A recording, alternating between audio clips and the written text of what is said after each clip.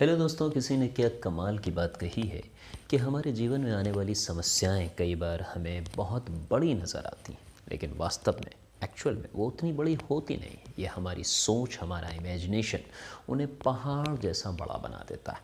लेकिन अगर हम अपनी सूझबूझ का इस्तेमाल करें और हम उस परेशानी, उस प्रॉब्लम को सही से ऑब्ज़र्व करें तो हम उसे ईज़िली सॉल्व कर सकते हैं।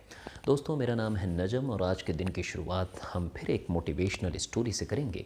और ये आज की मोटिवेशनल स्टोरी एक बस ड्राइवर और उसके साथ रहने वाले एक कंडक्टर की है। बस ड्राइवर और कंडक्टर दोनों मिलकर एक बस चलाया करते थे। वो एक शहर से दूसरे शहर यात्रियों को लेकर जाया करते थे और वापस उस शहर से अपने शहर में यात्रियों को लाया करते थे। तो ऐसा कई सालों से उन लोगों का ये बिज़नेस चल रहा था। एक दिन क्या हुआ कि जब उनकी बस जा रही थी और वो एक बस स्टॉप पर रुकी तो अचानक उस बस में एक बहुत ही लंबा चौड़ा ताकतवर सा दिखने वाला एक पठान आकर बैठ गया। सारे यात्री उसकी तरफ देखने लगे। बस कंडक्टर ने भी उसकी तरफ देखा। फिर आई टिकट लेने की बारी, तो कंडक्टर ने सबसे टिकट लिया। अब वो उस लंबे चौड़े पठान के पास पहुंचा और उससे बोला, टिकट। तो उस पठान ने बड़ी ही कर्री आवाज़ में कहा कि पठान टिकट नहीं लेता है। तो जैसे ही उसने ये सुना तो वो बेचारा दुबला पतला सा कंडक्टर थोड़ा घबरा गया और उसकी इतनी हिम्मत नहीं हुई कि वो पठान से ये कह सके कि पठान टिकट क्यों नहीं लेता है, और वो चुपचाप जाकर अपनी सीट पर बैठ गया। फिर अगले दिन यही हुआ। जैसे ही बस उस बस स्टॉप पर पहुंची तो फिर से वो लंबा चौड़ा सा दिखने वाला, ताकतवर सा दिखने वाला पठान आकर बैठ गया और उसने, बस कंडक्टर ने सबसे टिकट लिया। और फिर इस बार वो पठान के पास पहुंचा और उसने कहा, टिकट।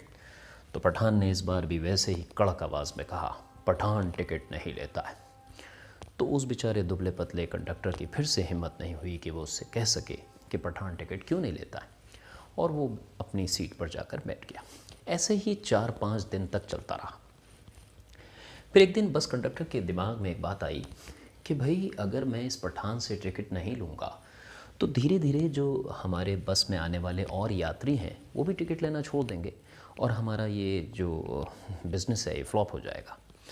तो वो एक दिन अपने बस ड्राइवर के पास गया और उससे बोला कि मैं 1 महीने की छुट्टी मुझे चाहिए, मैं जा रहा हूँ और 1 महीने के बाद मैं फिर से ज्वाइन कर लूँगा।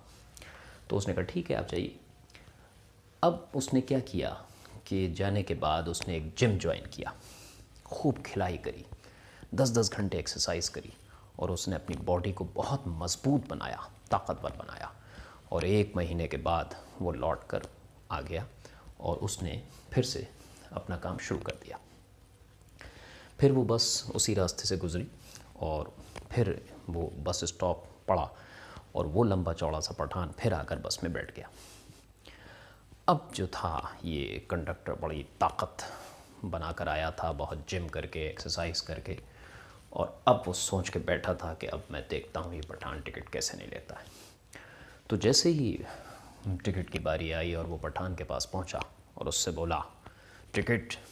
तो पठान ने फिर वैसे ही कड़क आवाज़ में कहा कि पठान टिकट नहीं लेता है।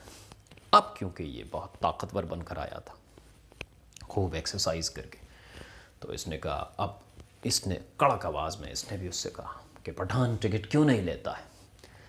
तो पठान ने कहा, क्योंकि पठान के पास पास है।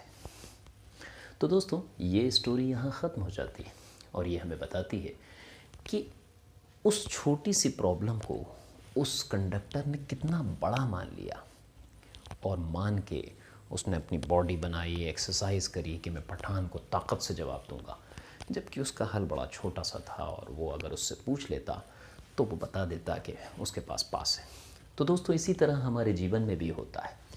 हम किसी भी समस्या को बहुत बड़ा महसूस करने लगते हैं अपने इमेजिनेशन में और हम उससे घबरा जाते हैं कि हम इसे सॉल्व नहीं कर पाएंगे। लेकिन अगर हम अपनी सूझबूझ का इस्तेमाल करें, अगर हम अपनी रीजनिंग स्किल का इस्तेमाल करें, तो हम उसको बहुत आसानी से हल कर सकते हैं। Because every problem has its solution. Her problem का एक हल होता है और वो हल किसी और के पास नहीं, हमारे ही पास होता है।